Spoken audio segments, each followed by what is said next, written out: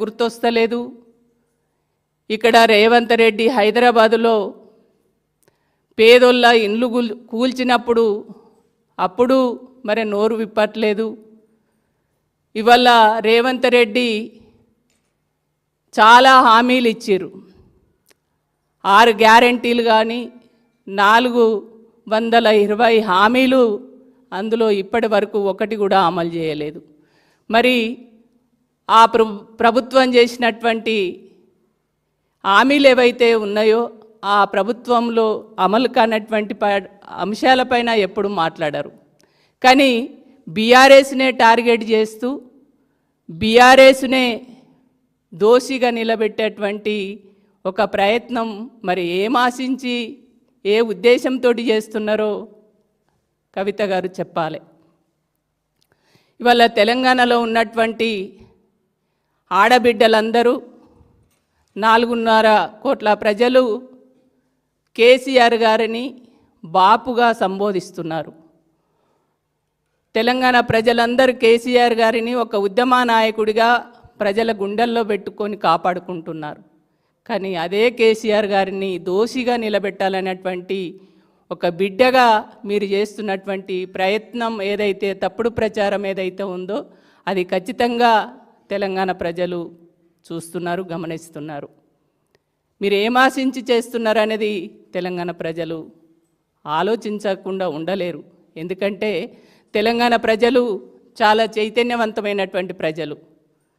ఆనాడు సమైక్య పాలనలో సమైక్య పాలకులు తెలంగాణ రాకుండా అనేక కుట్రలు కుతంత్రాలు చేసినా వాటన్నిటిని కూడా తిప్పికొట్టి తెలంగాణ రాష్ట్రాన్ని కేసీఆర్ గారి నాయకత్వంలో తెలంగాణ తెచ్చుకున్నటువంటి చరిత్ర తెలంగాణ ప్రజలకు ఉన్నది.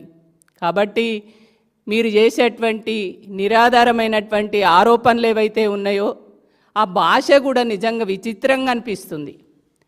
రేవంత్ రెడ్డి లాంటి తెలంగాణ వ్యతిరేకులు తెలంగాణ రాష్ట్రాన్ని ఒక నయవంచన పాలనలో ఇవాళ ఇబ్బంది పెట్టాలని చూస్తున్నటువంటి రేవంత్ రెడ్డి లాంటి నోటి నుంచి ఏ మాటలైతే వస్తున్నాయో గవే మాటలు. అసలు ఎవరు గుంట నక్కలు? ఇవాళ తెలంగాణ ప్రజల పక్షాన మాట్లాడి తెలంగాణ ప్రజల పక్షాన నిలబడ్డటువంటి వాళ్ళ అదే తప్పుడు కూతలు కూసి తప్పుడు మాటలు మాట్లాడి తెలంగాణకు అన్యాయం చేయాలని చూస్తున్నటువంటి ఆ వర్గాలను, తప్పుడు ఏ వర్గ ప్రజలనైతే వంచిస్తున్నారో అట్లాంటి వాళ్ళను కాపాడడం కోసం చేస్తున్నటువంటి ప్రయత్నాలు వాళ్ళు గుంటనక్కల, ఎవరు గుంటనక్కల అనేది ఆలోచించుకోవాల్సినటువంటి అవసరం ఉంది. కాబట్టి మీరు ఇట్లాంటి మాటలు మీరు చెయ్యండి. మీరు ఎందుకంటే బీఆర్ఎస్ పార్టీలో ఉన్నప్పుడు మరి అప్పుడు మాట్లాడని మాటలు, అప్పుడు కనబడని అవినీతి ఇప్పుడు కనబడుతుంది. మరి ఇప్పుడు కనబడుతున్నటువంటి మీకు మరి ఏం ఆశించి ఏం కావాలని ఏ ఉద్దేశంతో మీరు మాట్లాడుతున్నారో తెలంగాణ ప్రజలకు తెలుసు. కానీ మీరు ఈ మాటల ద్వారా మీరు సాధించేది ఏంది? మేము కూడా బీఆర్ఎస్ పార్టీ నాయకులకు మాటలు రావా? మేము మాట్లాడాలనుకుంటే మాట్లాడలేమా? కానీ మీరంటే మాకు ఒక గౌరవం. ఈ రాష్ట్రానికి తొలి ముఖ్యమంత్రిగా ఒక ఉద్యమ నాయకుడిగా వారి బిడ్డగా మేము మిమ్మల్ని గౌరవిస్తున్నాం, రెస్పెక్ట్ చేస్తున్నాం. మీరంటే చాలా గౌరవం. కానీ మీరు మాట్లాడుతున్నటువంటి మాటలు ఏవైతే ఉన్నాయో ఆ మాటలు అది తెలంగాణ ప్రజలు క్షమించరాని మాటలు మాట్లాడుతున్నారు. కాబట్టి మీరు కొద్దిగా ఆలోచించి ఒక పద్ధతి అనేది వాస్తవాలను మాట్లాడండి. కానీ తప్పుడు మాటలు, తప్పుడు సమాచారాన్ని ప్రజలకు చేరవేసే విధంగా మీరు మాట్లాడే పద్ధతి ఏదైతే ఉందో అది సరైనటువంటిది కాదనేది మీరు గుర్తుపెట్టుకోవాల్సినటువంటి అవసరం ఉంది. కాబట్టి తెలంగాణలో రేవంత్ రెడ్డి చేసిన అన్యాయాలు మీకు మంచిగా అనిపిస్తుంది. ఇవాళ సింగరేణి కార్మికులకు అన్యాయం జరుగుతుంటే మేము ప్రశ్నిస్తుంటే ఆ బండారాన్ని బయట పెడితే వాళ్ళు టెండర్లనే క్యాన్సిల్ చేసుకుంటే అదేమో మీకు ఒప్పనిపిస్తుంది, మాదేమో బీఆర్ఎస్ పార్టీ ఏమో తప్పుగా మీకు కనబడుతుంది. ఇవన్నీ తెలంగాణ ప్రజలు గమనించారా?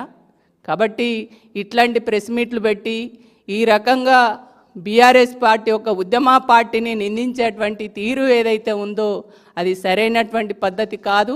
ఇవల్ల మీరు మాట్లాడేటువంటి మీకు మేము కూడా కౌంటర్ అంతకంటే గొప్పగా ఇవ్వగలుగుతాం కానీ మాకు సంస్కారం అనేది అడ్డం వస్తుంది. మేము మాకు ఆ రెస్పెక్ట్ అనేది కేసీఆర్ గారు నేర్పినరు. మేము అనవసరమైనటువంటి విషయాలు మాట్లాడడం. మీరు ముందు కూడా భవిష్యత్తులో మీరు ఏం కావాలనుకుంటారో మీరు మీ పార్టీ విధి విధానాలు చెప్పుకోండి, మీరు రాష్ట్రానికి ఏం చేయాలనుకుంటున్నారో చెప్పుకోండి, ప్రజలకు ఎట్లాగా అండగా ఉండాలనుకుంటున్నారో చెప్పండి. కానీ ఇవాళ ప్రధాన ప్రతిపక్షంగా పార్టీగా తెలంగాణ రాష్ట్రంలో ఉన్నటువంటి బీఆర్ఎస్ పార్టీనే టార్గెట్ చేసి ఇవాళ అధికార పార్టీకి ఉపయోగపడే పద్ధతిలో అధికార పార్టీ ఇవాళ తెలంగాణ ప్రజలకు చేస్తున్నటువంటి అన్యాయాలు ఏవైతే ఉన్నాయో వాటన్నిటిని పక్కన పెట్టి వాళ్ళు చేస్తున్నటువంటి అన్యాయాలను మీరు సమర్థిస్తున్నట్టుగా మీ మాటలు మాకు కనబడుతున్నాయి. కాబట్టి మాకు కాదు, ఇవాళ తెలంగాణ ప్రజలు అందరూ కూడా గమనిస్తున్నారు. కాబట్టి మీరు నిజంగా మీ విధి విధానాలు చెప్పండి. మీరు పార్టీ పెట్టాలనుకుంటున్నారా, లేకుంటే తెలంగాణ జాగృతి ద్వారానే ఇంకేటు ప్రజల్లో ఉండి ఇట్లనే పనిచేయాలనుకుంటున్నారా?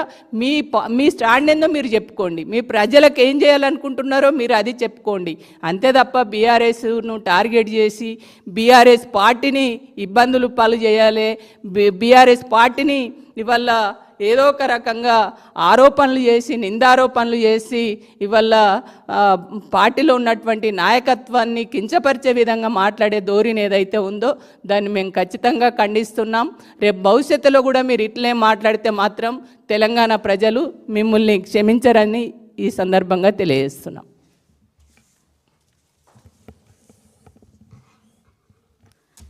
జై